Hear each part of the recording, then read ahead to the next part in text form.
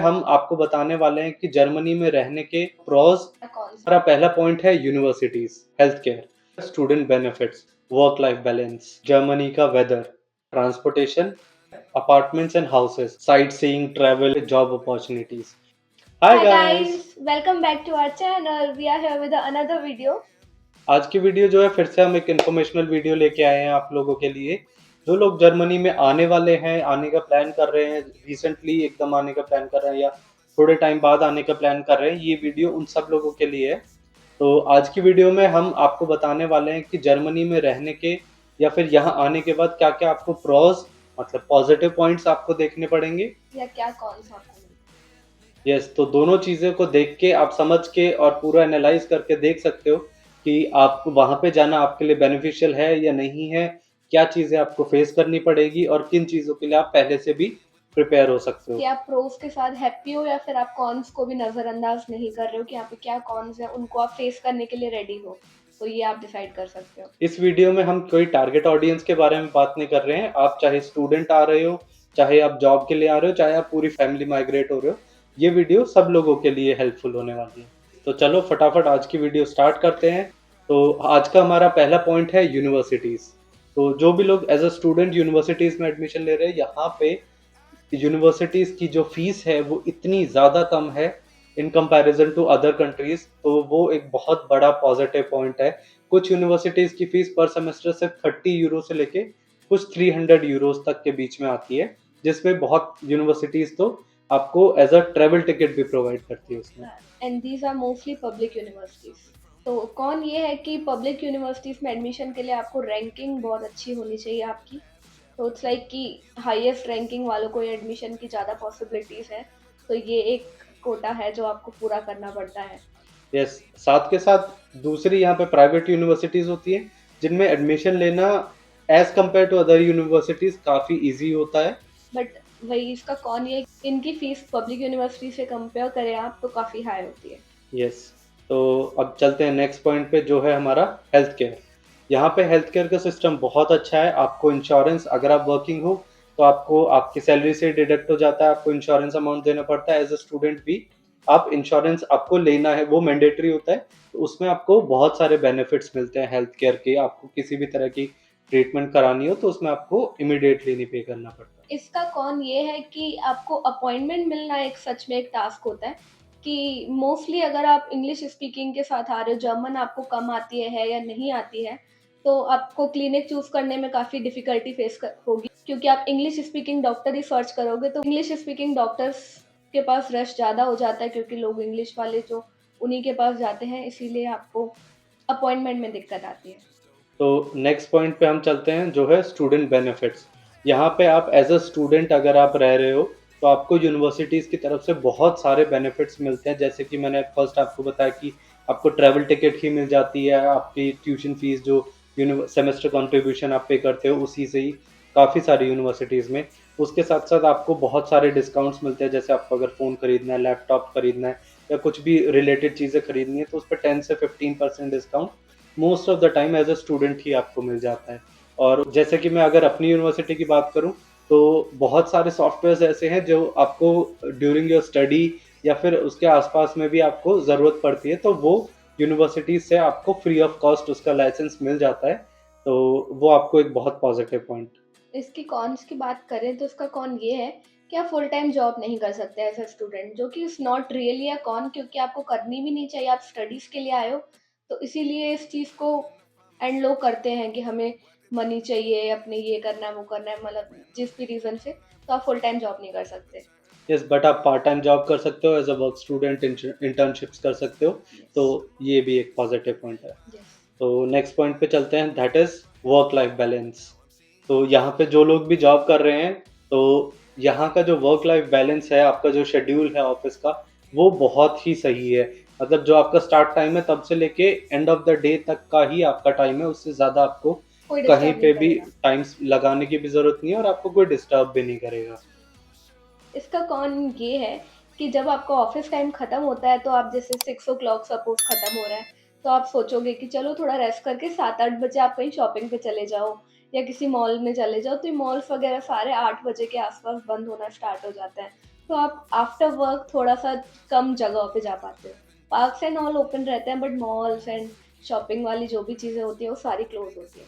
Yes, ये time mainly family time है, तो तो या तो आप फैमिली के पार्क्स साथ ही वगैरह तो विज़िट करो या फिर आप घर पे फैमिली के साथ टाइम स्पेंड करो। यस। नेक्स्ट पॉइंट है जर्मनी का वेदर। जो जर्मनी का वेदर है, समर, ऑटम और स्प्रिंग, ऑटम में भी और फॉल। बहुत ज़्यादा स्प्रिंग में बहुत अच्छा वेदर है। यहाँ पे गर्मी में बहुत ज़्यादा गर्मी भी नहीं होती है और इतना हैपनिंग होता है, मतलब सब लोग बाहर, इट्स लाइक फुल एन्जॉयमेंट, बहुत हैपनिंग सिनेरियो होता है all over Germany during this period.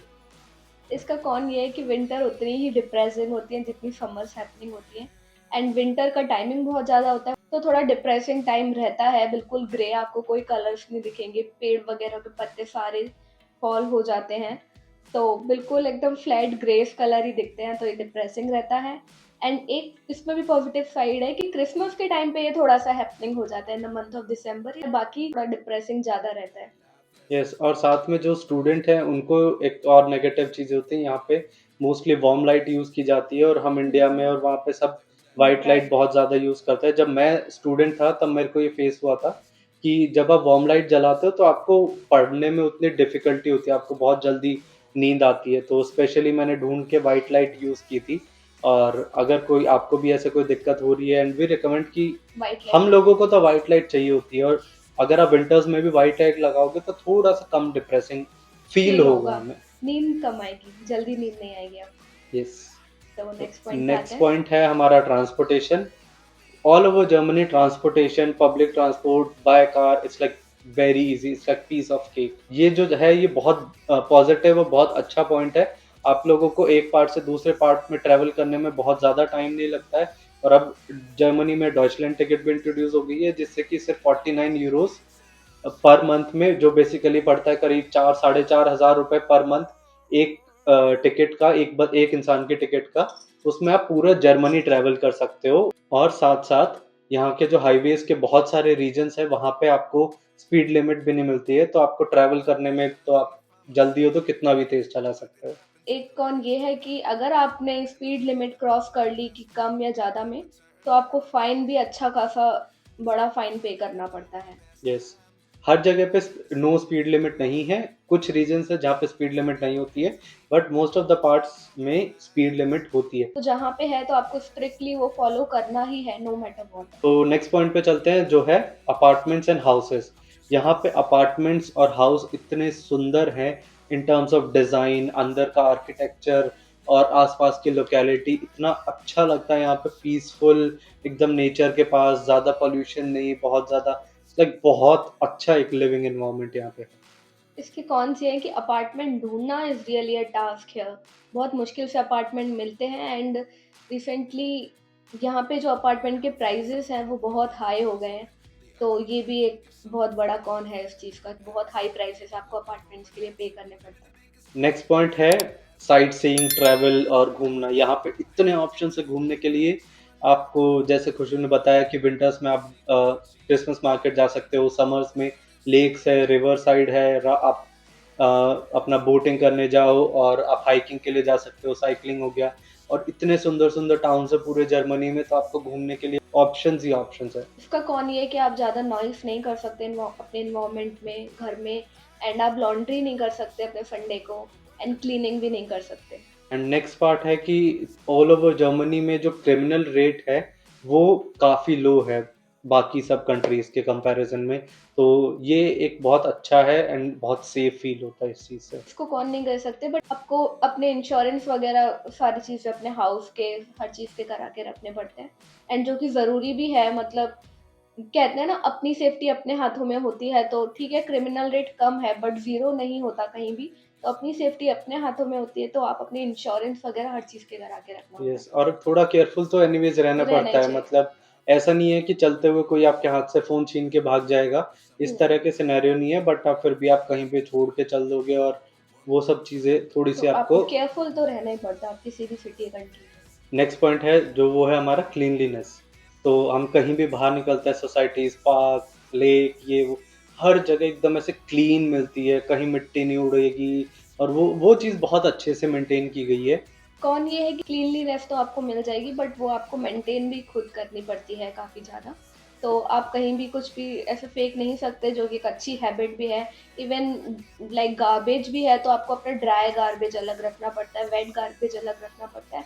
And यहाँ पे ग्लास गार्बेज भी आता है जिसमें आपको व्हाइट ग्लास अलग फेंकना पड़ता है, ब्राउन ग्लास अलग फेंकना पड़ता है एंड ग्रीन ग्लास भी अलग कम करना पड़ता फेंकना पड़ता है। सही है। सॉर्टिंग तो आपको करके क्लीन रखना पड़ता है। तो नेक्स्ट पॉइंट है इंटरनेट अवेलेबिलिटी, वो मुझे बहुत अच्छा लगता है। फर्स्ट चीज़ इज़ स्पीड जो है वो बहुत अच्छी है यहाँ पे और बहुत सही प्राइसेज़ में है। और दूसरा बार-बार वो जाता नहीं है, जैसे इंडिया में बारिश के मौसम या आंधी-तूफ़ान कि वजह से। आपको अपने वाईफ़ाई वाले भैया को कॉल करना पड़ता है कि भैया वाईफ़ाई नहीं आ रहा, क्यों नहीं आ रहा? कब जल्दी स्टार्ट करा दो, तो यस, नो झंझट। तो वो चीज़ बहुत बेनिफिशियल है यहाँ पे। यहाँ पे आपको रेडियो टैक्स भी पे करना पड़ता है, आप टीवी यूज़ करो या नहीं करो तो ये आपको एक फ़ी पे करनी पड़ती है। Yes, every month. Next point है यहाँ पे जॉब अपॉर्च्युनिटीज़। तो जॉब अपॉर्च्युनिटीज़ काफ़ी अच्छी है, वर्क लाइफ बैलेंस तो है ही और डिसेंट सैलरीज़ मिल जाती हैं। तो ये एक बहुत अच्छे ऐसा अच्छा बेनिफिशियल पॉइंट मुझे लगता है यहाँ पे। इसमें कॉन ये है कि आपको टैक्सेस काफ़ी 30 टू 40% एंड समटाइम्स उससे ज़्यादा भी पे करना पड़ता है, तो taxes is a big huge con thing. Here. बाकी साथ में थोड़ा बहुत लैंग्वेज का इश्यू भी हो जाता है यस। कि आपको जर्मन आती है तो आपके पास ज़्यादा अपॉर्च्युनिटीज़ हो जाती है। तो मतलब आप अगर जॉब में आपको जर्मन आती है तो आपको इज़िली जॉब मिल जाती है, वरना इंग्लिश स्पीकिंग जॉब्स कंपैरेटिवली काफ़ी कम अभी हो गई हैं। नेक्स्ट चीज़ पे आते हैं हम, यहाँ पे सबसे बेस्ट जो मुझे लगता है अब कि आपको अगर पानी पीना है या इस तरह की चीज़ें हैं तो आपको कोई आरओ, फ़िल्टर या इन चीज़ों की ज़्यादा रिक्वायरमेंट नहीं होती है। थोड़ा-सा हार्ड वाटर होता है, अगर आपको सूट करता है तो सबसे बेस्ट है। बस जाओ, नल खोलो, आपको हॉट वाटर चाहिए, कोल्ड चाहिए, जो भी चाहिए आपको डायरेक्टली टैप में अवेलेबल हो जाता है। आरओ वगैरह बहुत ज़्यादा नेसेसिटी नहीं होती यहाँ पे। एंड कॉन ये है कि जब आप इनिशियली आप यहाँ पे आते हो एंड नल से पानी भर के पीना बहुत वियर्ड लगता है कि अब नल का पानी कैसे पी सकते हो? क्योंकि इंडिया में तो सब सिर्फ़ कपड़े धोने और सफाई में ही इसमें यूज़ होता है। यस। एंड आरओ वगैरह यूज़ होता है तो यहाँ पे नल से पानी पीना होता है, यहाँ पे हॉट वाटर, कोल्ड वाटर दोनों आते हैं। एंड दूसरी बात कि ये थोड़ा-सा हार्ड वाटर होता है तो आपका हेयर फॉल काफ़ी होता है अगर सूट कर जाता है तो ठीक, बट मोस्टली लोगों को सूट नहीं करता तो आपको फ़िल्टर वगैरह अपने टैप में लगवाने पड़ते हैं यस, नहाने के लिए। और शावर्स वगैरह और उन शावर सब कैप जगह पे वगैरह कराना पड़ता पीने है। में दिक्कत नहीं होती बट नहाने में होती है। नेक्स्ट पॉइंट जो है कल्चरल शॉक। तो इसको एकदम पूरा डिटेल में तो नहीं एक्सप्लेन कर पाएँगे क्योंकि यही एक पूरा एक वीडियो के जितना बड़ा टॉपिक है। तो जब भी जर्मनी आते हैं तो एक कल्चरल शॉक तो लगता ही है, बहुत-बहुत बड़ा, है ना? हुँ। तो इसके साथ-साथ आपको रूल्स वगैरह फ़ॉलो करने पड़ते हैं वरना पुलिस एक्शंस हो जाते हैं। घर पे आप अगर ठीक से चीज़ें फ़ॉलो नहीं कर रहे हो, ज़्यादा नॉइज़ क्रिएट कर रहे हो, तो नेबर्स भी पुलिस को कॉल कर लेते हैं और इसका कौन यही है। यस, और एक्सट्रीम अगर कुछ हुआ हो रहा है तो आपको घर तक भी खाली करना पड़ता है इमीडिएट नोटिस पे और मिलना यस, तो is like big task. Yes. तो कुछ लोगों के लिए फूड ऑप्शंस भी थोड़ा-सा हो जाता है शॉकिंग चीज़, बट वो सब चॉइस टू चॉइस है, तो ये सब थोड़ा जनरल हमने एक यस। टॉपिक में कवर किया है। तो ये सब चीज़ें थी जो हमें लग रहा था मेरे मेरे ऑलमोस्ट 5 साल के एक्सपीरियंस और मेरे खुशियों के ऑलमोस्ट 1 ईयर। एक्सपीरियंस में हमें जो-जो चीज़ें लगी वो हम आपको एक्सप्लेन करके बता रहे थे। और अगर आपको कुछ भी ऐसा लगता है कि हमने मिस किया है तो प्लीज़ कमेंट बॉक्स में हमें लिखो। हम उसके बारे में भी आपके साथ डिस्कस करने के लिए रेडी हैं। अगर हमारे पास कुछ इन्फॉर्मेशन है तो वो हम आपको शेयर करेंगे।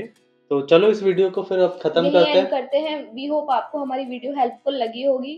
बाकी अंकित ने बता ही दिया, कोई भी डाउट है तो ask us in our comment box, और इंस्टा पे भी आप हमको डीएम कर सकते हो। यस, तो आईडीज़ हमारी डिस्क्रिप्शन मेंशन में भी मिल जाएँगी। यस। तो मिलते हैं अगली वीडियो में, till then bye. Bye. And 19 was the year I had to leave you, but now I'm seeing all the signs.